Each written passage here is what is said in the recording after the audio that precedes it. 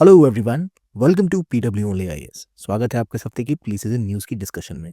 आइए डिस्कस करते हैं सारे इंपॉर्टेंट टॉपिक्स और जानते हैं उनकी क्या रेलेवेंस है और आपको उन सबको करना है मार्क ताकि एक बार में ही हो जाए आपका रिवीजन कंप्लीट। तो चलिए शुरू करते हैं डिस्कशन आज के टॉपिक्स के साथ। लेकिन सबसे पहले हमेशा की तरह एक practice question. With reference to G20 Johannesburg summit in 2025, consider the following statement. It was first ever G20 summit hosted an African continent. The theme was One Earth, One Family, One Future. क्या इसमें से correct है? I hope आपको पता होगा कि इनमें से कौन सी करेक्ट है। Both 1 and 2, neither 1 and 2, C1 या D2 ओनली। अब ध्यान रखिए जो पहली और दूसरी स्टेटमेंट है इनमें से अगर कोई स्टेटमेंट गलत है तो उसका सही ऑप्शन क्या है ये आपको पता होना चाहिए, और अगर दोनों ही सही है तब तो कोई बात ही नहीं है।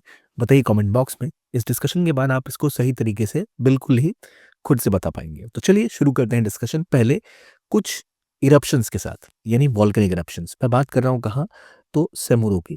अब ये सेमुरो एक ऐसी जगह है जो कि एक ऐसे कंट्री का पार्ट है जहाँ जम के ऐसे इरप्शंस होते हैं, यानी कि ये जगह जिसका नाम है इंडोनेशिया। तो अगर आपसे पूछा जाए कहाँ पर हाल में एक वॉल्केनिक इरप्शन हुआ सेमुरू, तो वो है इंडोनेशिया। इंडोनेशिया में अक्सर आपको जो बेल्ट ऑफ वॉल्केनिक इरप्शंस है वो देखने को मिलती हैं, जिस पूरे रीजन में फैली हुई है। पैसिफिक रिंग ऑफ फायर जिसे हम कहते हैं वो भी यहाँ इस पूरे इलाके में फैली हुई है, जिस वजह से यहाँ बहुत से विस्फोट होते रहते हैं वॉल्केनिक इरप्शंस के। लेकिन इस बार बातें थोड़ी और बढ़ी।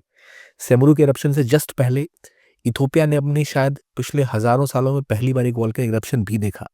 तो इसलिए सेमुरू भी न्यूज में आया। तो आपको कंफ्यूज किया जा सकता है सेमुरू के बारे में, क्या ये इथोपिया में है? तो नहीं, सेमुरू इज इन इंडोनेशिया।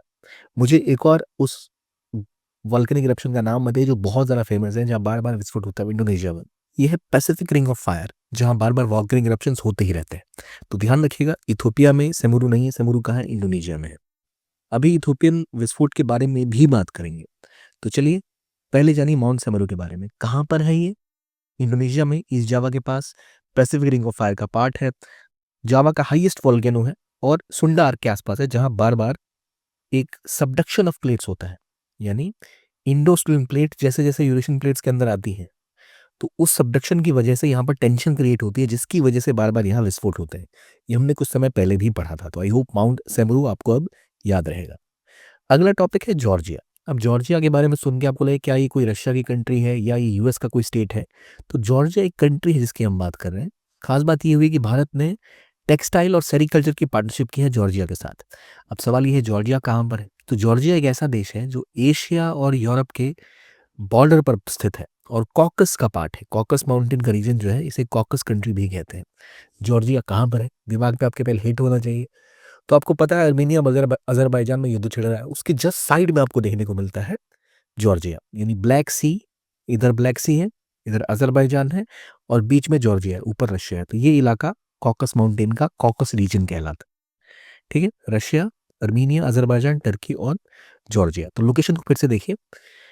कैस्पियन सी, ये कैस्पियन सी है और ये ब्लैक सी है। तो कैस्पियन और ब्लैक के बीच का इलाका, यही इलाका असल में कहलाता है कॉकस का रीजन, जिसमें जॉर्जिया, अर्मीनिया, अजरबैजान और रशिया का निचला हिस्सा काउंट किया जाता है। तो उसी में कंट्री है जॉर्जिया, जिसके साथ अभी भारत का एग्रीमेंट हुआ है। तो जॉर्जिया की बॉर्डरिंग कंट्रीज या रीजन सबसे पूछे जाए तो क्या ये बॉर्डर करता है कैस्पियन सी को? तो नहीं है। किसको बॉर्डर करता है? ब्लैक सी को।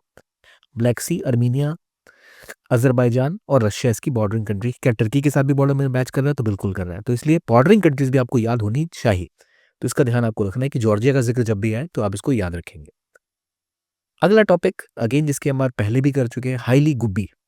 अब हाईली गुब्बी और सेमरू के बीच में क्या संबंध है? दोनों ही वॉल्केनिक इरप्शन के नाम है, लेकिन हाईली गुब्बी एक ऐसा वॉल्केनिक इरप्शन है जो कहाँ हुआ? जो हुआ इथोपिया में, जो एक बहुत रेयर ऑकरेंस है।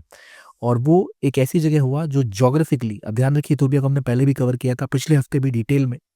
ये अफार का जो रीजन है उसके आसपास यहाँ पर ये विस्फोट हुआ, जो कि ऐश काफी सारा इसमें निकला है। और न्यूज ये थी कि ऐश वगैरह ट्रैवल करते करते इंडिया के एयर स्पेस में एंटर करेगा, जिससे भारत की कई सारी फ्लाइट्स को भी नुकसान पहुंचेगा। ध्यान रखना है आपको किसकी बात कर रहा हूँ, हाईली गुब्बी। हाईली गुब्बी कौन सा नाम है? एक वॉल्केनिक एरप्शन का नाम है जो कहाँ हुआ? इथोपिया में।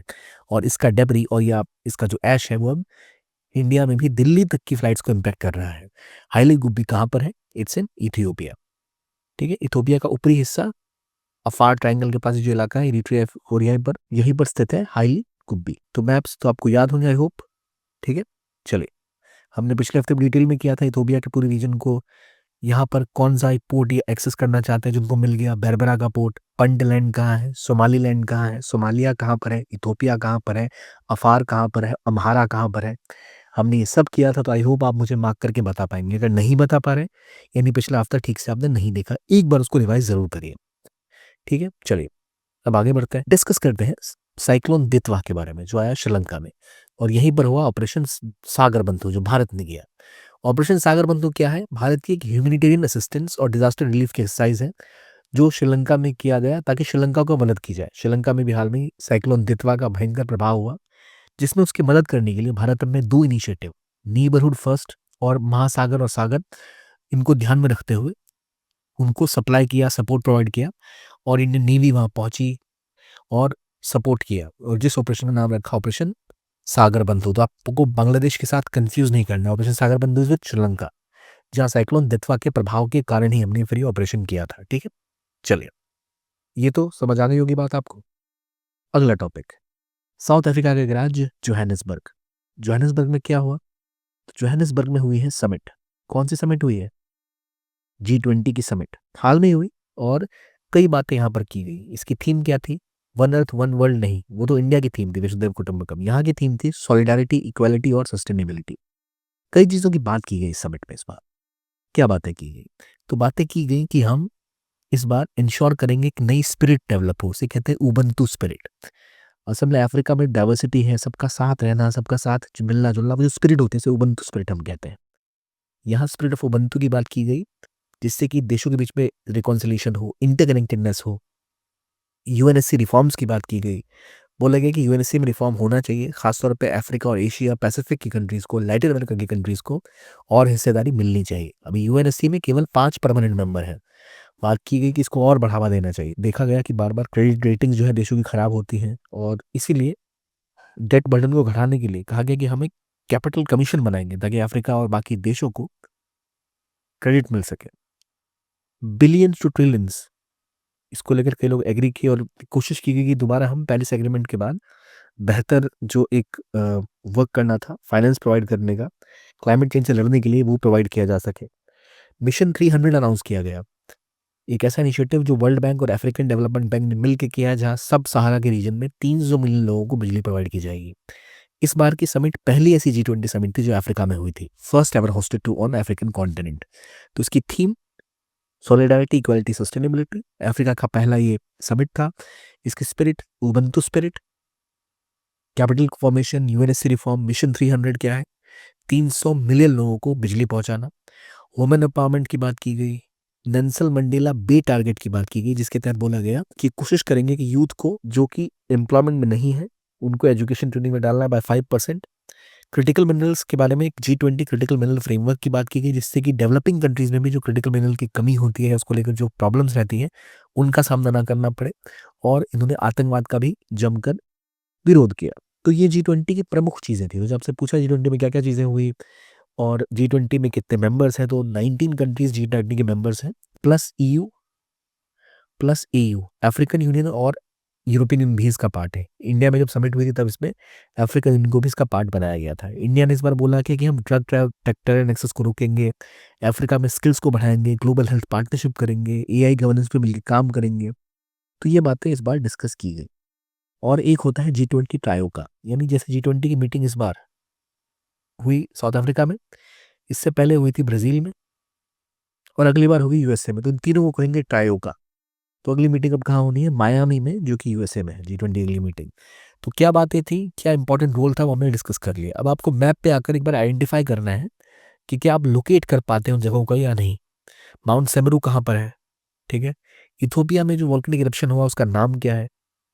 G20 की समिट कहाँ हुई थी? क्या उसकी अनाउंसमेंट थी? आई होप आपको चीज़ें याद रहेंगी। तो ये थी आज की डिस्कशन। आपको उसका वीडियो और PDF आप एनरोल करके ले सकते हैं। देखने के लिए बहुत बहुत धन्यवाद। लिंक आपको मिल जाएगा डिस्क्रिप्शन में। Thanks and keep on watching PW only I.